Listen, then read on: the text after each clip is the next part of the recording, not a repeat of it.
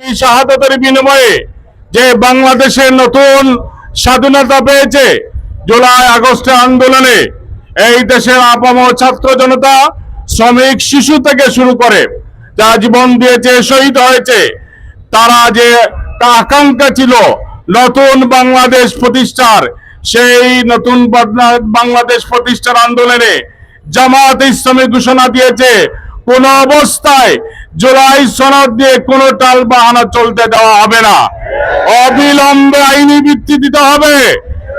এবং নভেম্বরের মধ্যে আমরা বলেছি গণভোট দেওয়ার মাধ্যমে সাংবিধানিক জটিলতা যাতে ভবিষ্যতে সৃষ্টি না হয়, সব রাস্তা বন্ধ করে নতুন বাংলাদেশ প্রতিষ্ঠার জন্য জুলাই সনদকে সামনে নিয়ে গণভোটের আয়োজন করতে হবে।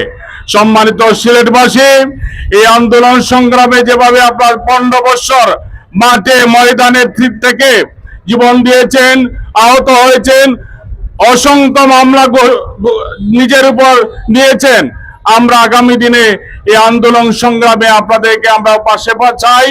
জামায়াতে ইসলামী গণতান্ত্রিক আন্দোলন মানুষের আকাঙ্ক্ষা নিয়ে সামনে এগিয়ে যাবে, সেই আন্দোলন সংগ্রামের আপনাদের একাত্মতা ঘোষণার জন্য আহ্বান জানিয়ে আমার বক্তব্য শেষ করছি। আল্লাহ হাফেজ। বাংলাদেশ জিন্দাবাদ। জামায়াতে ইসলামী বাংলাদেশ জিন্দাবাদ।